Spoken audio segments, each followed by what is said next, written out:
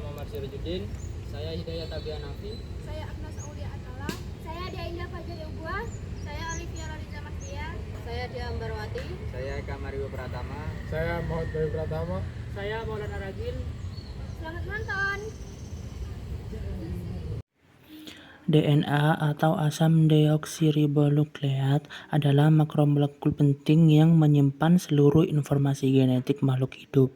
DNA berperan sebagai pembawa sifat yang diwariskan dari induk ke keturunannya, seperti warna mata, bentuk tubuh, dan sebagainya. Strukturnya tersusun dari nukleotida yang teratur, membentuk kode genetik yang akan digunakan untuk membuat protein. Tanpa DNA, sel tidak bisa menjalankan fungsinya secara normal. Struktur DNA. Pada tahun 1953, James Watson and Francis Crick adalah ilmuwan pertama yang berhasil menyusun struktur DNA sebagai untai ganda, double helix. Struktur ini tersusun atas dua rantai polinukleotida yang berpilin dan memiliki orientasi berlawanan, serta saling berkaitan melalui ikatan hidrogen antar pasangan basa nitrogen, yaitu adenin dengan timin dan sitosin dengan guanin. Dua nukleotida spesifik dalam suatu molekul DNA double stranded dan memisahkan DNA pada lokasi tersebut. Pada kondisi alaminya, enzim restriksi endonuklease dapat memotong pada urutan DNA spesifik yang dianggap sebagai DNA asing. Jenis enzim endonuklease restriksi dapat dibagi menjadi 3 jenis, yaitu enzim endonuklease restriksi tipe 1, tipe 2, dan tipe 3. Enzim endonuklease restriksi tipe 1 memiliki ciri-ciri bergerak secara acak dan memotong DNA pada daerah yang berlainan dengan daerah pengenalannya. Sedangkan tipe enzim yang kedua bergerak secara dupleks dan memotong DNA pada target sasaran tertentu di tempat atau di dekat daerah pengenalannya. Enzim yang tipe 3 memiliki ciri-ciri memotong DNA pada bagian yang spesifik pada daerah yang berdekatan dengan daerah pengenalannya. Karakteristik enzim endonuklease restriksi. Enzim endonuklease restriksi memiliki dua karakteristik yang membuatnya sangat bermanfaat dalam proses rekombinasi DNA. Karakteristik yang pertama yaitu kekhususannya. Setiap enzim endonuklease restriksi hanya mengenal dan memotong sekuen nukleotida tertentu pada untai DNA, sehingga potongannya akan spesifik. Karakteristik yang kedua adalah kemampuan masing-masing enzim endonuklease restriksi untuk menghasilkan ujung pemotongan yang lengket, atau sticky end, maupun ujung tumpul, atau blunt end. Titik pemotongan berada di antara nukleotida G dan C sehingga menghasilkan titik pemotongan yang lurus atau tumpul, maka disebutnya blunt end. Ada dua tipe ujung pemotongan. Yang pertama yaitu blunt end.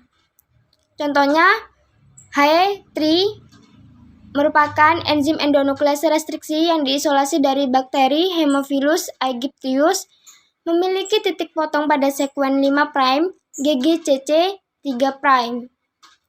Dengan hasil pemotongan dilihat pada gambar.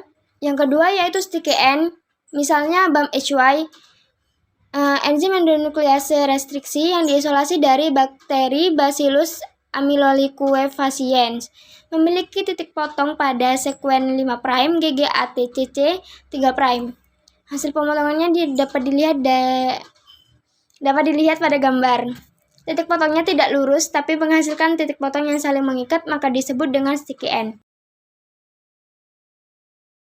Hasil dari pemotongan DNA oleh enzim restriksi. Bagian A, enzim RSA1 memotong DNA secara lurus di antara pasangan basa yang berseberangan, sehingga menghasilkan ujung tumpul atau blunt end, sehingga tidak mudah berpasangan dengan fragmen DNA lain.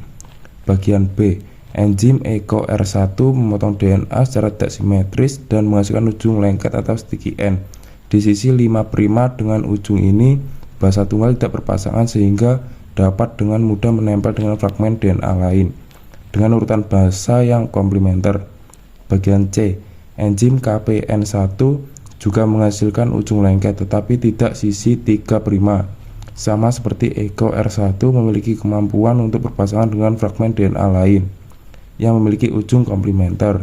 Pemotongan DNA enzim endonuklease restriksi memiliki beberapa tujuan, yaitu mengambil atau memisahkan gen tertentu, membentuk DNA rekombinan atau penggabungan DNA dari dua sumber, menyiapkan DNA untuk prosedur cloning, mengkaji struktur dan perbedaan DNA, menemukan DNA dalam studi forensik atau genetik, menambahkan gen ke dalam vektor atau seperti plasmid, mendukung modifikasi genetik dalam rekayasa gen.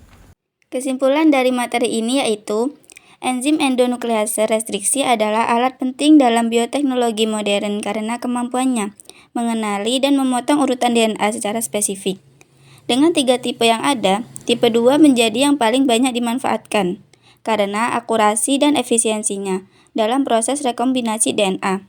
Enzim ini menghasilkan potongan DNA dengan ujung lengket atau tumpul, yang sangat berguna dalam berbagai aplikasi genetika. Pemotongan DNA menggunakan enzim ini memungkinkan ilmuwan untuk mengambil gen tertentu, menyisipkannya ke dalam faktor, membentuk DNA rekombinan, hingga memfasilitasi penelitian forensik dan pengembangan teknologi rekayasa genetika yang berkelanjutan di masa depan.